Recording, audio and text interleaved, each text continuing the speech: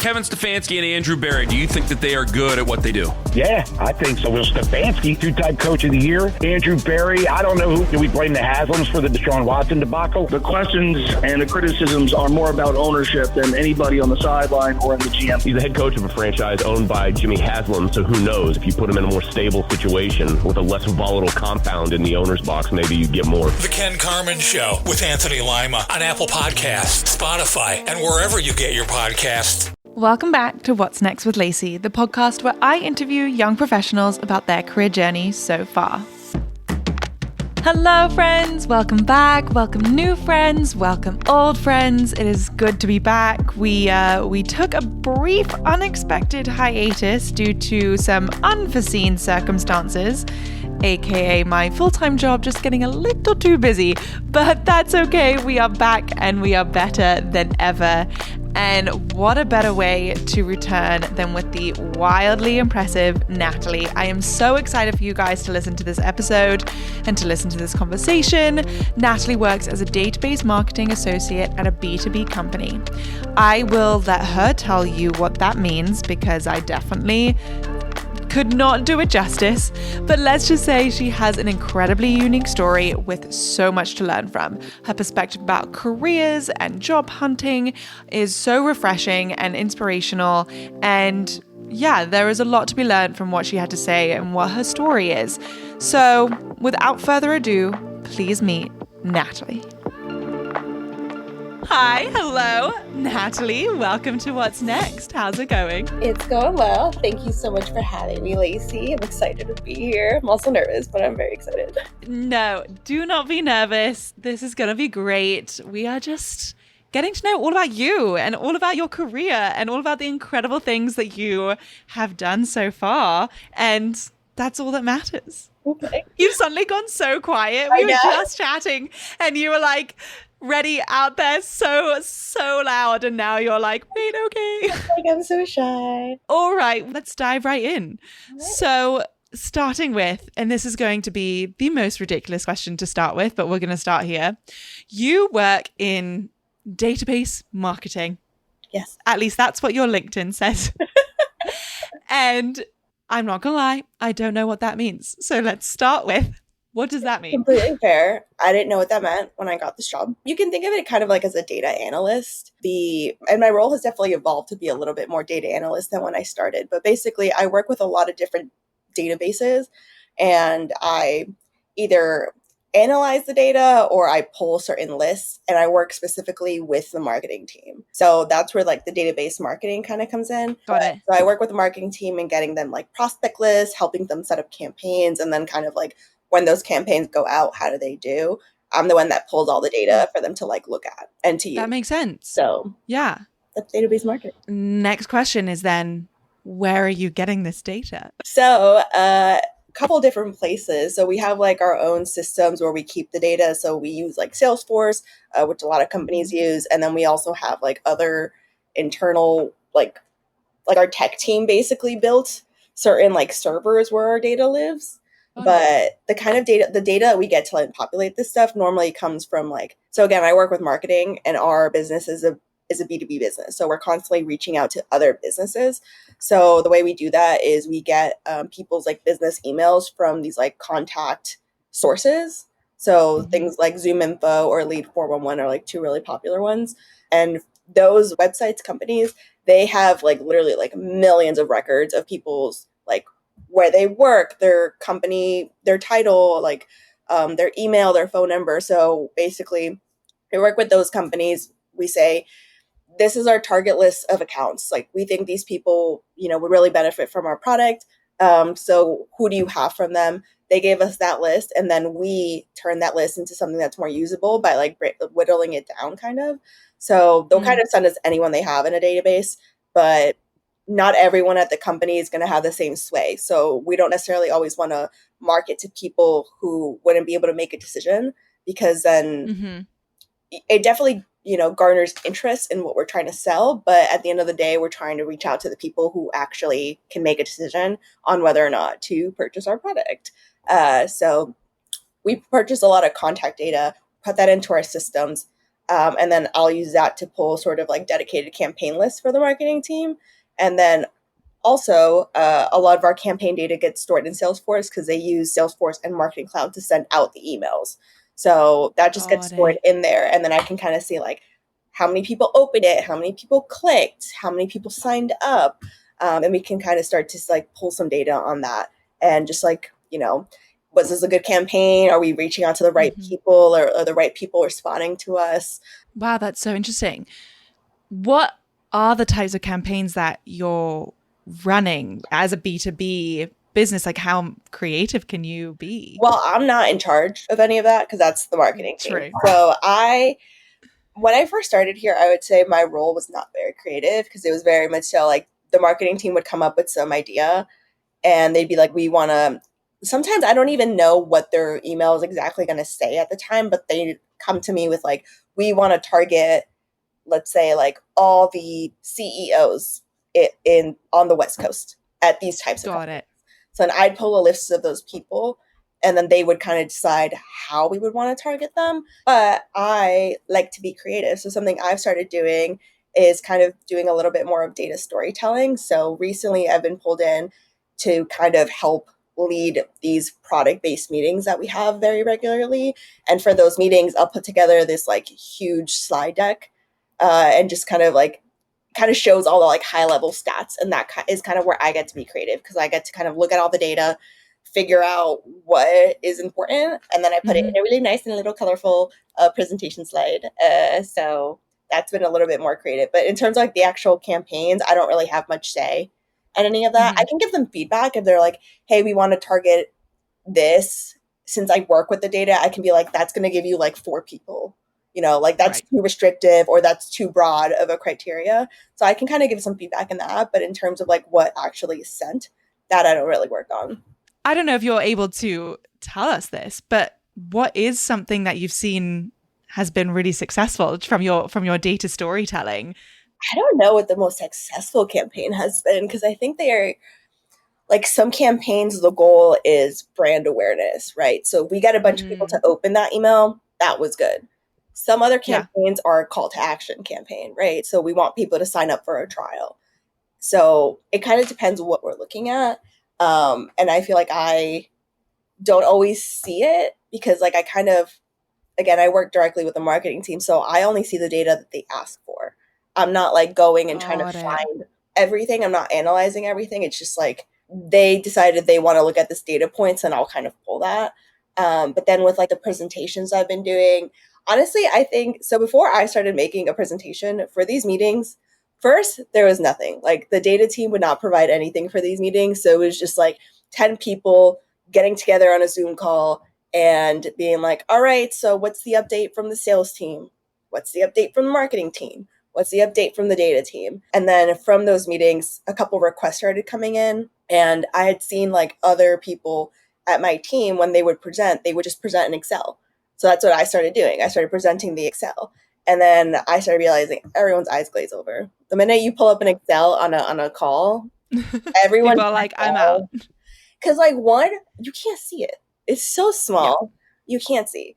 2, like if you're scrolling through an Excel, like I can't read that because you're scrolling and it's moving. My computer just lagged. So I missed whatever you just showed. So I just started like, I was like, it was a lot of work to put this spreadsheet together. And I don't feel like people are getting any value out of it because of the way it's being presented. And they could go into the Excel afterwards and look at the data themselves. But I feel like if you're not a data person, and you're looking at just like a whole list of numbers and a bunch of graphs and no one explains them to you, you can be like, what does this mean? I don't know what any of this means. And it just kind of goes over your head. So that's when I then started putting it into sort of more of like a presentation and like using a lot more graphs instead of like tables, color coding things just to make it a little bit more fun. Like we have different products. Each product has like its own colorway. So I try to make the presentation match whatever the product thing is. And I've gotten such good feedback from those, and like people are like, thank you so much, like this is so much more helpful. So like we have like a parent company, so at my company we don't have a CEO as like the head is a managing director. And he's in all of these meetings because like he's like these are very high level meetings, so he's in all of them. And because of the way I was doing this, he then like reached out to me and was like, hey, like I love what you've been doing.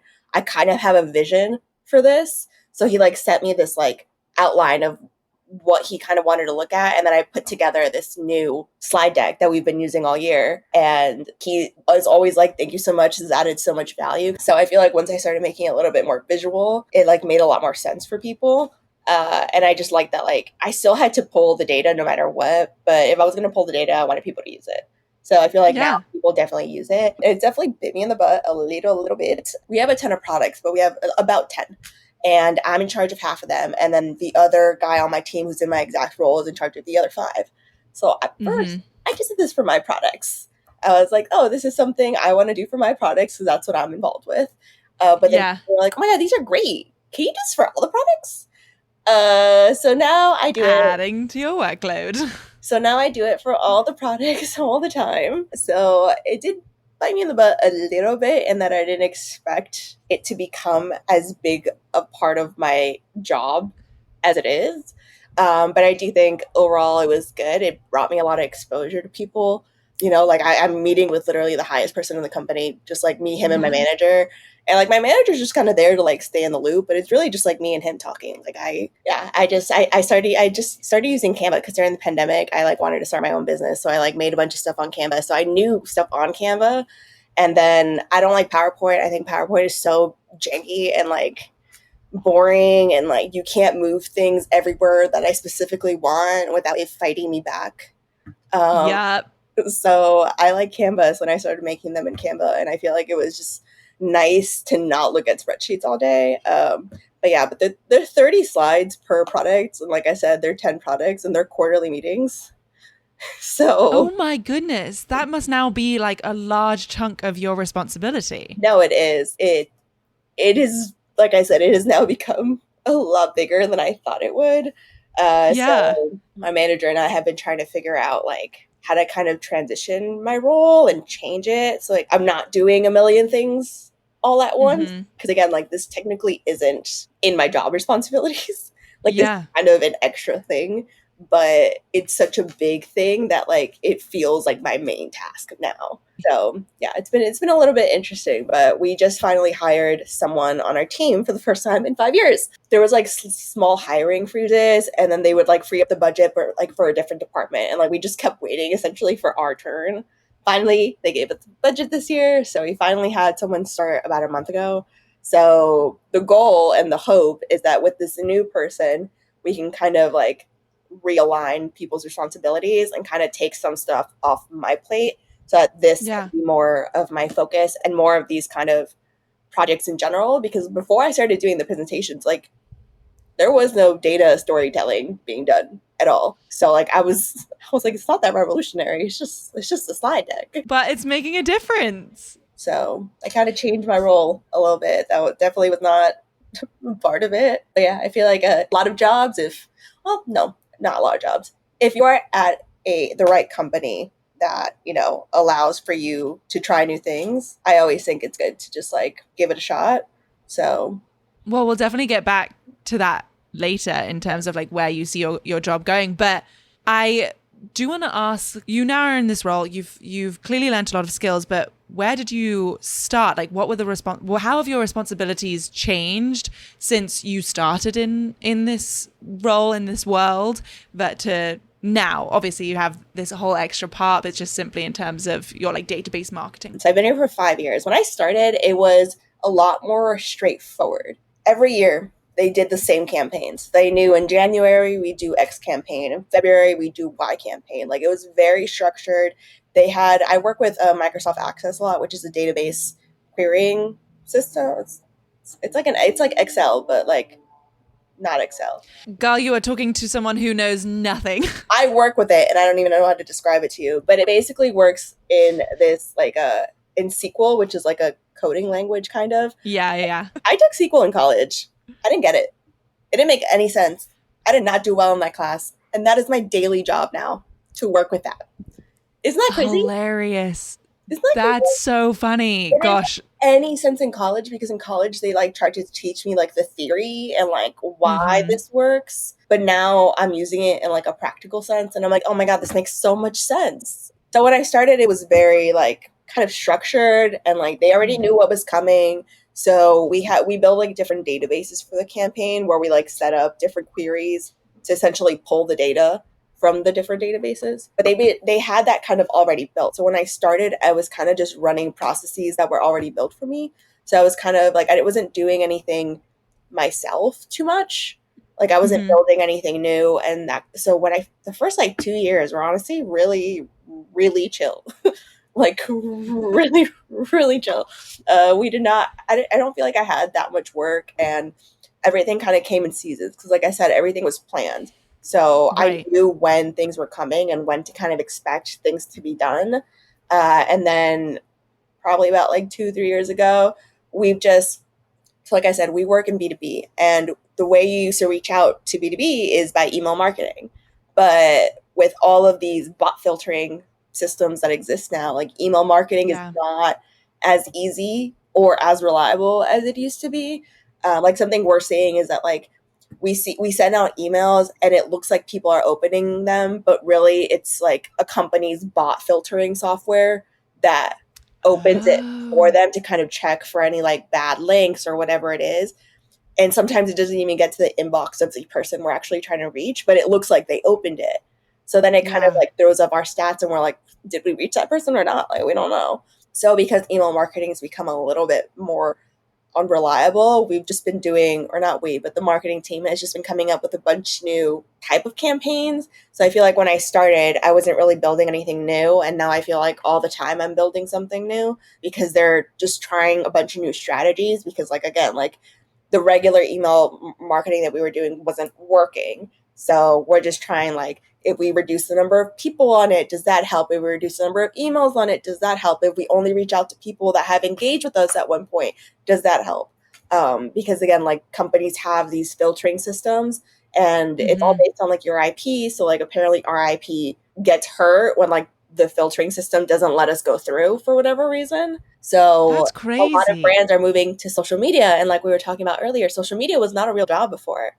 And now it is a real job, and like brands have to use it to make sales because, you know, it used to be used to call people. You don't call people anymore. So then that turned into emailing. And now emailing is, I don't know, I guess you reach out to them on LinkedIn or you get them on LinkedIn somehow. And it's changed a lot. So I feel like because the nature of that has changed, my own job has changed. So yeah, when I started, it was very like everything was built, everything was set up. Like I feel like there was a lot of structure to it and I knew what to expect. Now I never know what to expect. I feel like we're always running around like chickens with our heads off because there's always like a new idea and then they're like, okay, we want this done in like 2 weeks. And we're like, you know, we have to like test this a couple times like to make it what you want. Because when it comes to anything with coding, like you can build it one way, but it might not work how you intended. So then you have to go back in and kind of like tweak it a little bit so it is working exactly how you intended.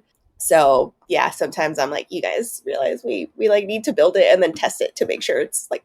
It's not coming from Brent Veach and Andy Reid, and it's not coming from Sean McVay. It's coming from the Cleveland Browns. And you're seeing exactly you know what why people it's not, outside of Cleveland think of the Browns, outside of Browns. You know why fans. it's not coming from those guys? Because they didn't draft him. They didn't want him to begin with. This was the one team that wanted him, and they're telling you he's behind. Maybe it's not a great conspiracy. Maybe everybody is right, and the Shador fans, you wackos, maybe it's your guy is just not ready. Maybe you got to come to grips with it. The Ken Carman Show with Anthony Lima on Apple Podcasts, Spotify, and wherever you get your podcasts. Working right. On that note of things look so different for you and new campaigns and new products, not products, but new strategies are being tested all the time.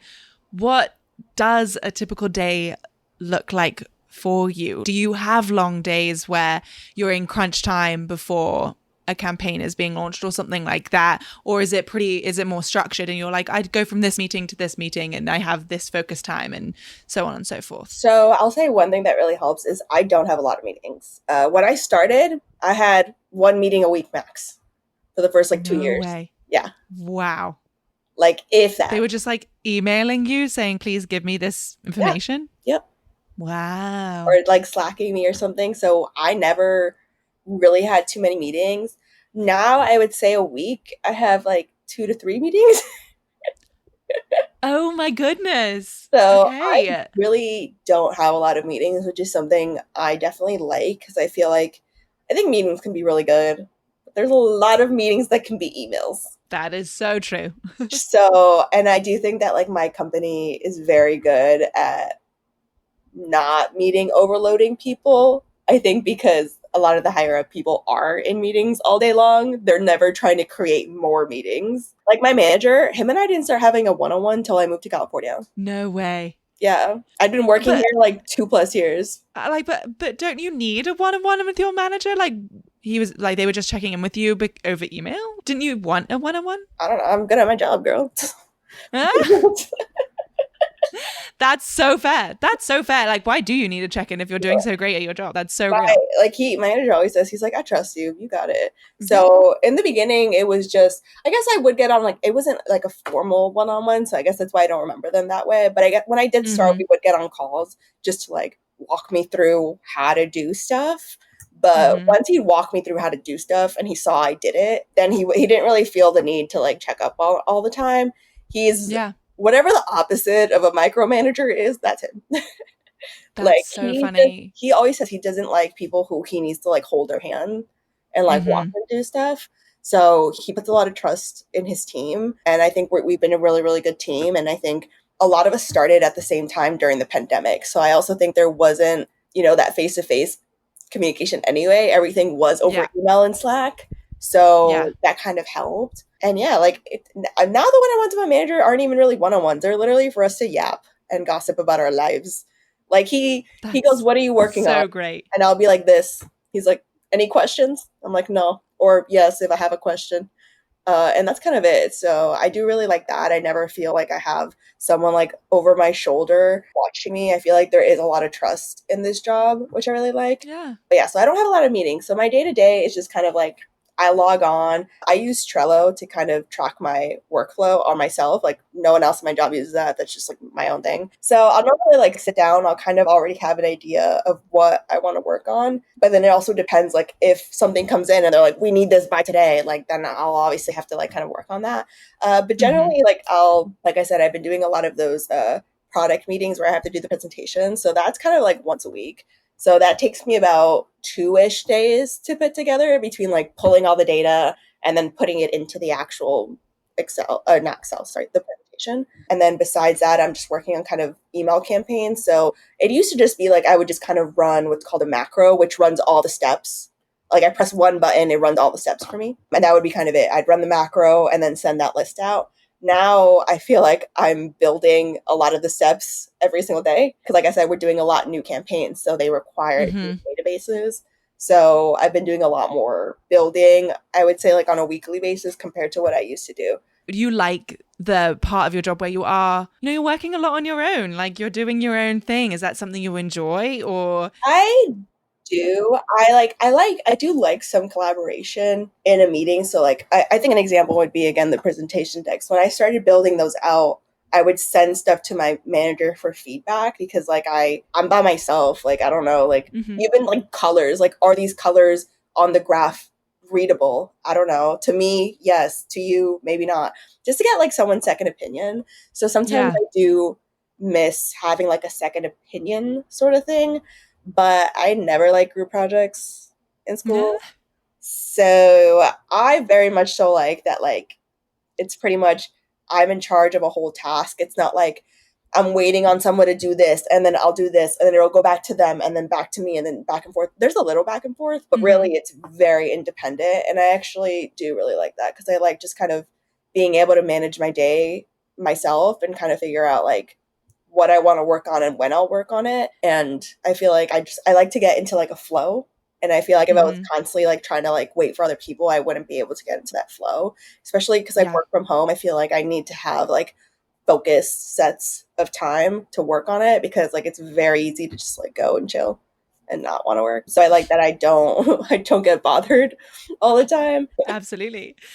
So then I know we've talked about some more of the like harder skills and programs that you're using and things like that. But what do you think are some soft skills that you're using on a daily basis? So when I used to work for the basketball team in college, I had to constantly be guessing what their next need was going to be and just kind of like observing, looking like who needs a towel, who needs a water, who needs a bar, and just kind of always like what role needs to be filled.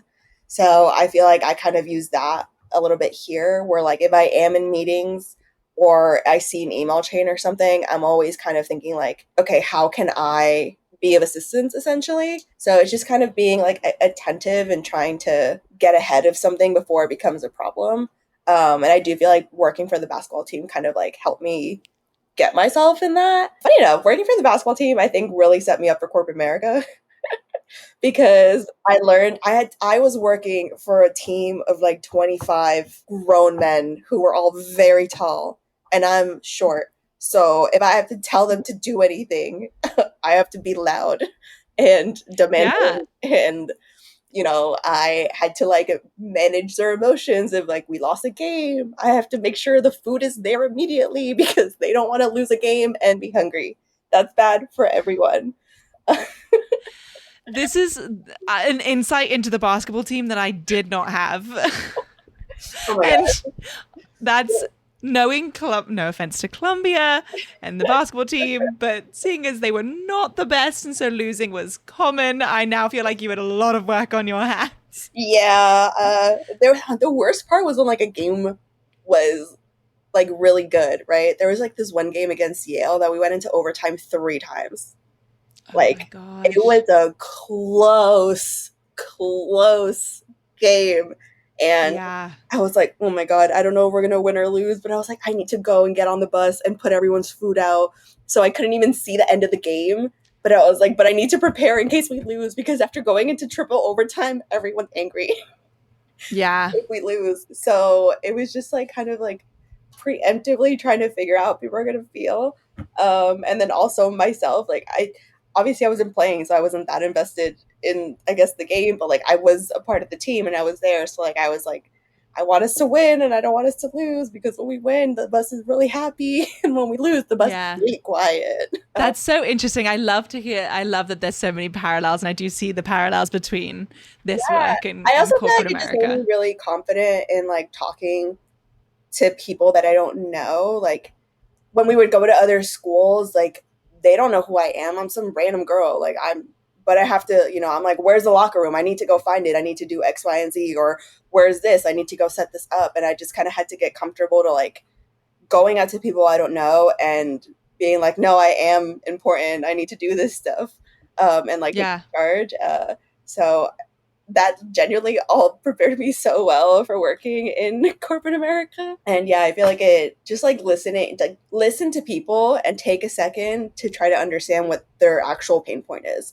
Because especially as a data person, someone can come to me thinking that like this is an issue, but they don't know what we have in the system or how the data is connected or how it kind of all works at the end of the day.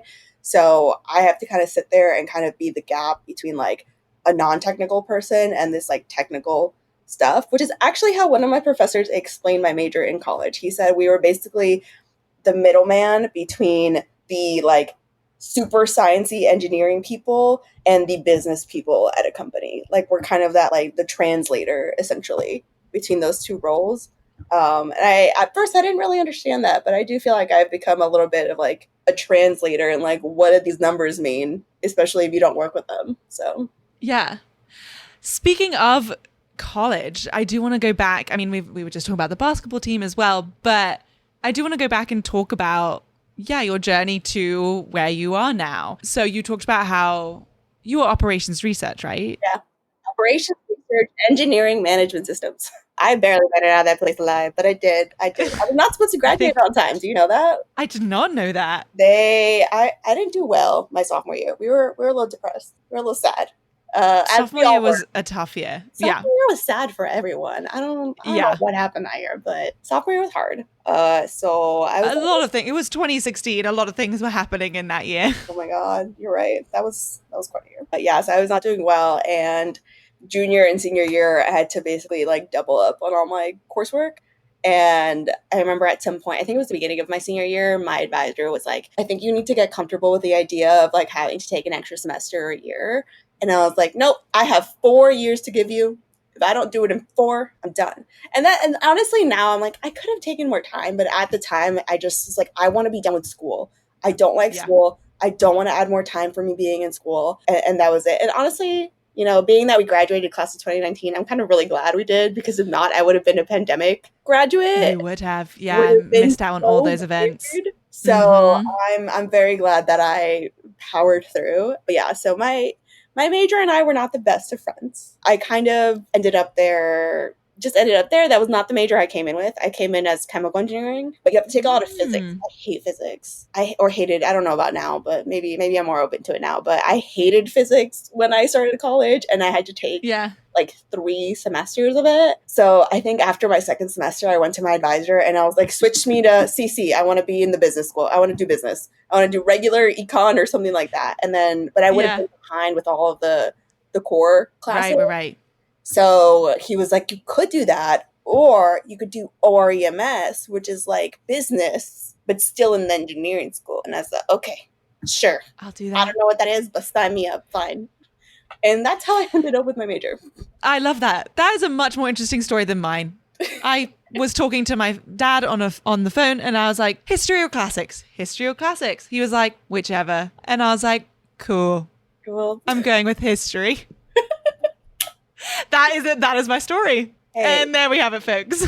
You're probably a bit more interesting of a person than I am. You probably have more to talk about. I can show you some spreadsheets. That's about it. Honestly, no, you can show us these presentations with line graphs and colors. Natalie, please. I forgot. So then, was it from classes in your major, or was it from internships where you first learned about this type of work? I never knew about this type of work. I like I said, in college, I didn't do internships. I did like one maybe my freshman year, like at some random place. I don't know, but I didn't really do internships because, well, one, I was depressed, and then I had to like take so many classes. So then I was too busy to do internships because I was trying to still graduate on time. So when I finally did graduate, I worked with like the Career Center at Columbia to kind of try to figure out how to write a resume, how to do cover letters, how to go to interviews. And I forgot her name now. Oh my God, I'd have to look it up. I think it was like Jenny or something. She was amazing. I loved her. She was so nice, but she just helped me. I just like literally applied to every single job out there. And I finally got my first job as a revenue operations coordinator, which is a little different than what I do now, but also not. I feel like that job made it really easy for me to start at this position because that was at a startup. So at startups, you're wearing many hats. That's like what they love to say. You're wearing many hats. So I was doing a lot of stuff. So I was doing like partially marketing, and then partially like counting stuff, and then partially like data research stuff. So I was still doing a bit of like the pulling people for marketing campaigns, uploading marketing campaigns, analyzing those campaigns, and then on the side doing like, I kind of helped them clean up how they keep track of their sales because they were using this like janky Google sheet. And I was like, this is how you keep track of your sales. Okay, sure. So I kind of put that together in a much nicer format. Then I got laid off during the pandemic. So I got laid off at the end of March of 2020. So the start of the pandemic. So then I reached out to the career counselor at Columbia and I was like, hey, I just got laid off. Can we chat? Can we get on a call? And like I said, she was so nice. She was like, oh my God, I would love to meet with you again. So we got a call together. We updated my resume. She kind of gave me some like little interview prep and stuff. And then again, I just went on LinkedIn and I applied to every job that I saw, and I just happened to get really lucky. This was one of the few places that asked me to be interviewed at. And then within like 3 weeks of being laid off, I was interviewing at this company, and they like made me go through like a speed round of like the interview process because they were suspecting that they were about to enter a hiring freeze, so they wanted to hire me before that happened. So in like the span of a week. Or not even a week, because it was a business week. So like 5 days, I had like 8 or 9 interviews. No way. Yeah. It was insane. It was so many interviews. But then I got the job. So I was... Worth it. And I didn't care what the job was because again, it was the pandemic. I was like, I need health insurance. I was like, I don't know what is about to go on with the world. Like, it just shut down all of a sudden. So I was just very grateful to have a job, and it seemed to do some of the stuff that I had already been doing. So I was like, all right, I think I could probably do this. But yeah, when I graduated college, I didn't know these kind of roles existed. I had no idea what to do with my major because I'm a translator for the technical people and non-technical people. Okay. It opens up all these doors, but I didn't know what these doors meant or where they led or anything like that. So I think it just worked out that like when I was interviewing, I also made sure that like I interviewed the people I was going to work for. And like when I started at my first job, it was a startup. And before I started that job, I remember I would talk to my friends and I'd be like, I want a job where I can wear whatever I want to work, where I don't have to start at 9 a.m. Exactly. Like they're flexible with the start time, where if I wanted to, I could bring my dog to work. I didn't have a dog yet, but I pictured I'd get a dog at some point. And just like weird stuff like that, right? And everyone's like, that's not realistic, Natalie. You're not going to find that. Guess what? I did find that. My old company, my friends and I call it the frat house.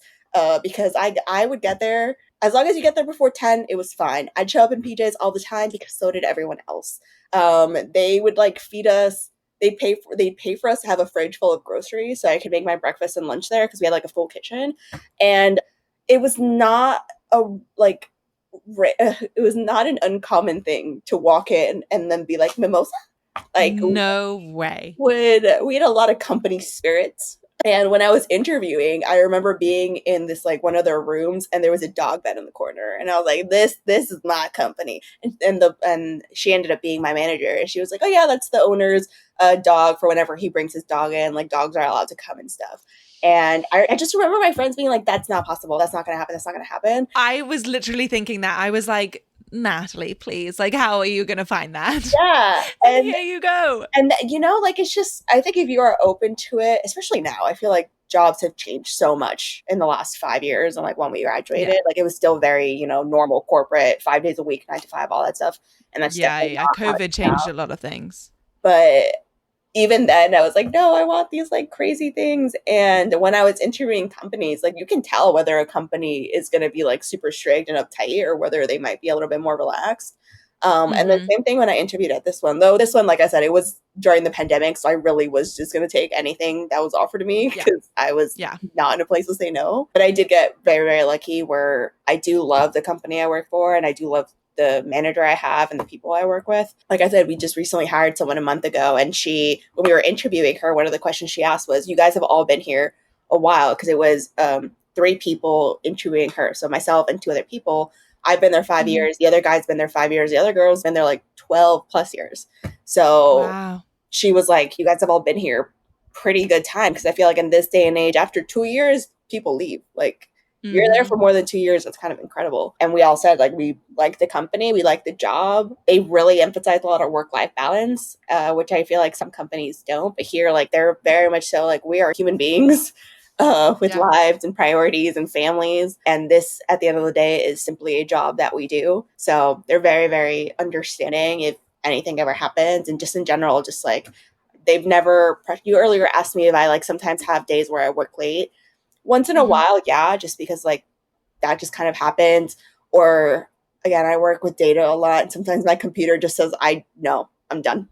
So sometimes I'm working late because I'm fighting with my computer to process the data. But in general, they're very much so like, don't work late, like don't work more than you need to. Make sure you take time off. Like, you should never feel like you can't take time off because of something. So yeah, I think when you're in the interview process, you need to make sure, if you are in the position to be choosy, but just make sure that the way that they're responding and their own energy is aligned with like the way that you like to work. Because if not, then I feel like you can already tell you're probably not going to fit in there or not going to exactly enjoy your time there.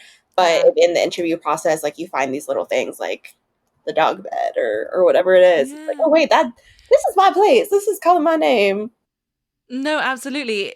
It is so important to remember that while you are interviewing for jobs, as much as they're interviewing you, you are interviewing them. Yeah. And if you want to stay there a while, like it'll be every day for a year or 2, 5+ years. You're like, you want to enjoy it at least a little, Absolutely. I mean, it obviously depends, indeed, like you said, in terms of your situation, and you were in a little bit two different situations when you went through your different interviews. But yeah, this is your workplace. This is where you're going to be spending the majority of your time. Yeah. You will see your coworkers or talk to them more than your friends most of the time because your friends are busy with their own jobs.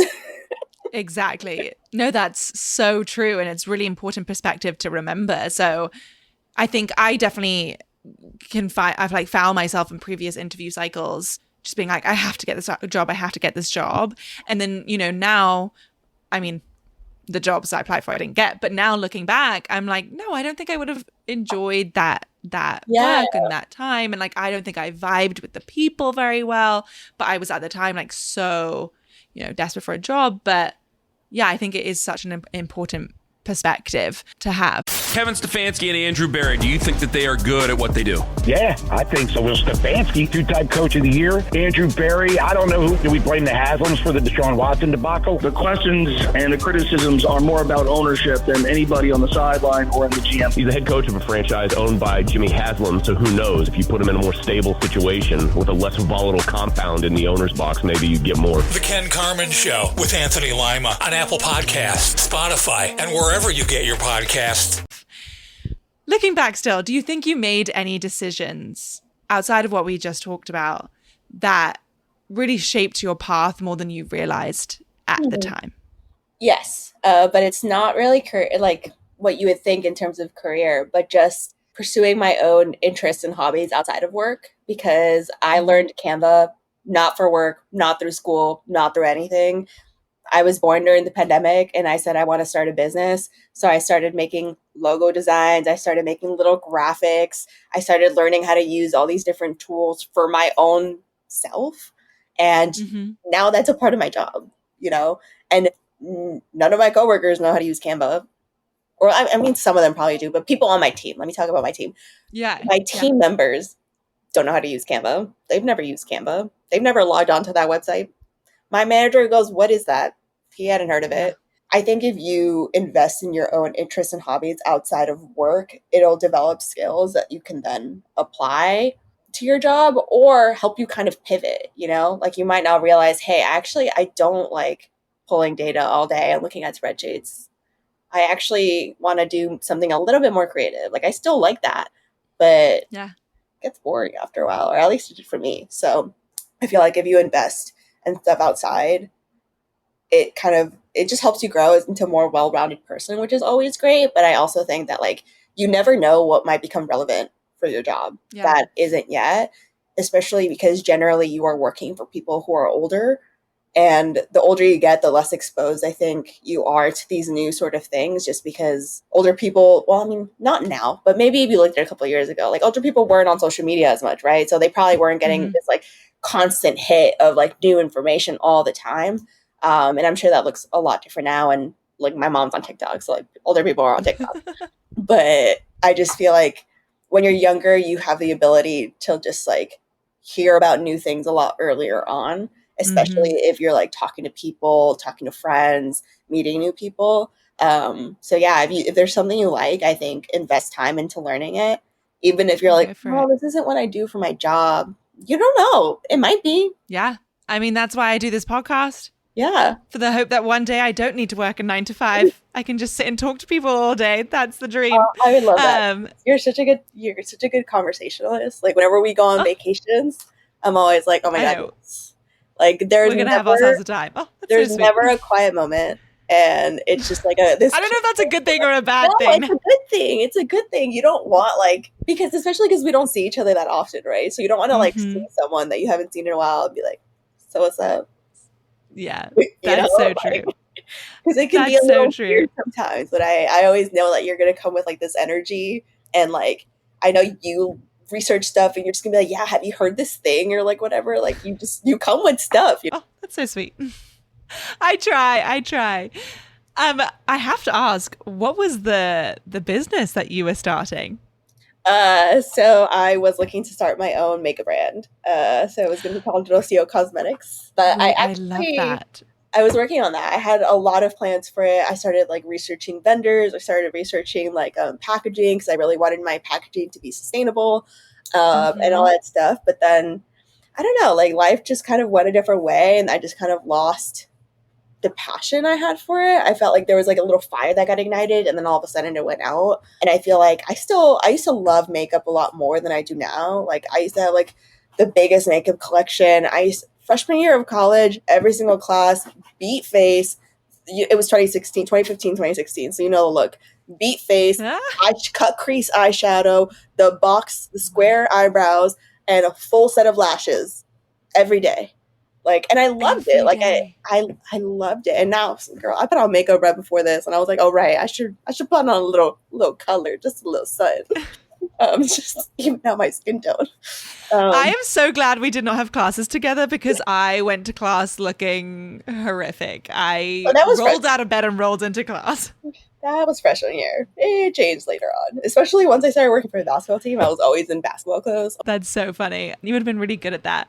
But no, you're absolutely right. You learn so many skills from just the random things that you explore in your time outside of work. Kevin Stefanski and Andrew Barry, do you think that they are good at what they do? Yeah, I think so. Will Stefanski, two-time coach of the year. Andrew Barry, I don't know who. Do we blame the Haslams for the Deshaun Watson debacle? The questions and the criticisms are more about ownership than anybody on the sideline or in the GM. He's the head coach of a franchise owned by Jimmy Haslam, so who knows? If you put him in a more stable situation with a less volatile compound in the owner's box, maybe you get more. The Ken Carmen Show with Anthony Lima on Apple Podcasts, Spotify, and wherever you get your podcasts. Well, it is almost time to wrap up, but I do want to get a little bit more advice from you. Is there something that you wish you'd known maybe towards the end of your time at college that would have like helped you on your path, or that you would want others to know as they embark on their journey? I think just remembering that the people in the workforce are regular people.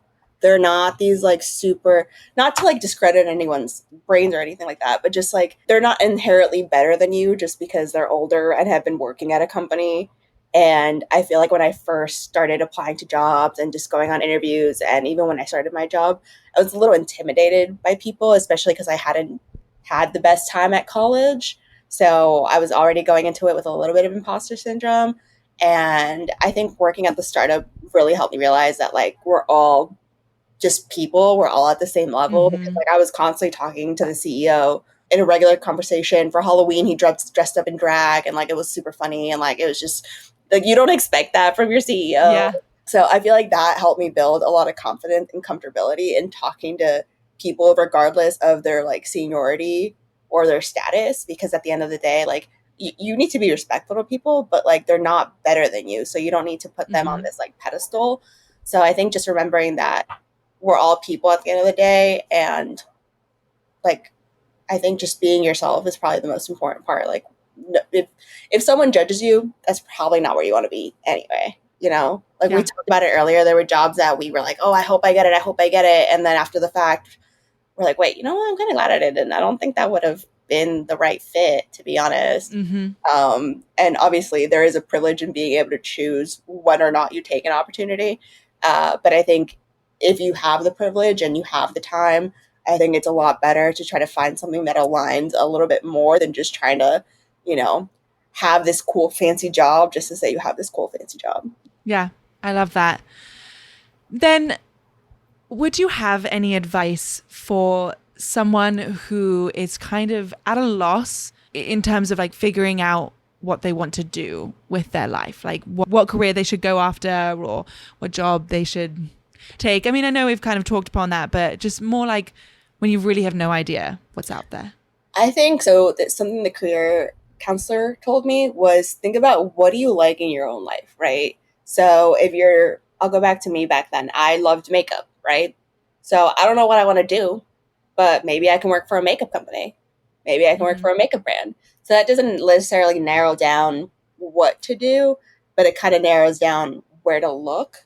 So I think just kind of, again, going back to what are your own interests in your personal life outside of like work? Like, what do you like to do for fun? And how can you kind of tie that to real life? And it doesn't always work, but I do think that even just applying to those kind of roles and seeing what they can entail and going on the interviews, even if you don't get it, I feel like it just gives you an opportunity to talk to people who do something it's either in the field you are interested in or in a topic you're interested in. And I feel like little by little, that kind of helps you open up to what other jobs exist. Because honestly, a lot of the jobs that exist right now didn't exist 5 years ago. Like, my manager's title, they made it up. Like, so many titles are made up. So, like, you don't even know what is really out there. Changing. They're constantly changing. Like, they're just literally words put together. So I think it's just kind of figuring out what kind of stuff you actually like to do is more important. No, that's great advice.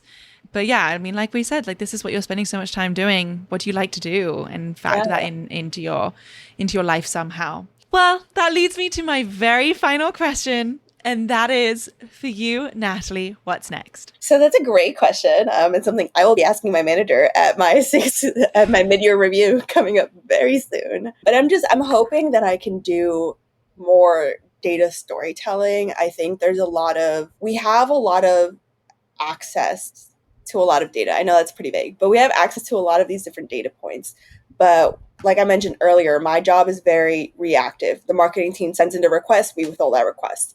There isn't really a lot of time for the data team to be like, hey, what can we build just to like optimize stuff? What can we build for people to understand things better? And I feel like I would like to do more of that, where I'm kind of bridging different departments together instead of just kind of being this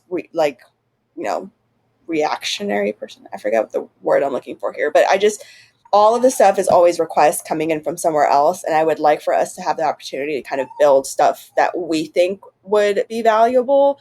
So hopefully with the new person being added, we can take some of my other responsibilities off, and then I can kind of focus on these sort of new, bigger projects that no one's really had a chance to do because there just hasn't really been the time. And at the end of the day, we essentially work for the marketing team. So if they don't see it as a priority, then it's not. So yeah. No, I hope that for you too, because it sounds like you're really good at it. So if they want to be taking advantage of your skills, then they should be making this change. Yeah. So keeping my fingers crossed for you. Well, thank you so much for talking us through all your work and your career. This was so fascinating and so helpful. And I did not realize how helpful the Career Center could be at Columbia. So no, when you're an alumni, there's like a different set of counselors too.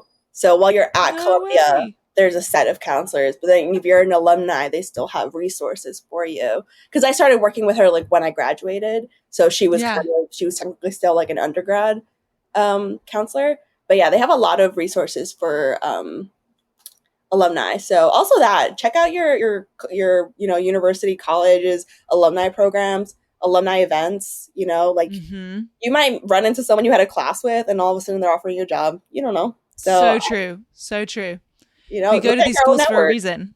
Exactly. Yeah. We go to these schools not to learn stuff, but to meet people. To meet future people that will run the country.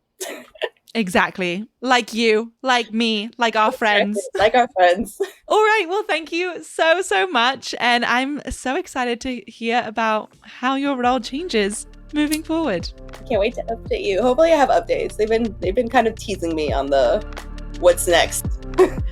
To be honest. Now you're like, I just did a podcast. It is being put out in the world.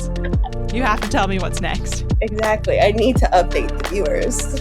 Exactly. They need to know. The fans need to know. All right.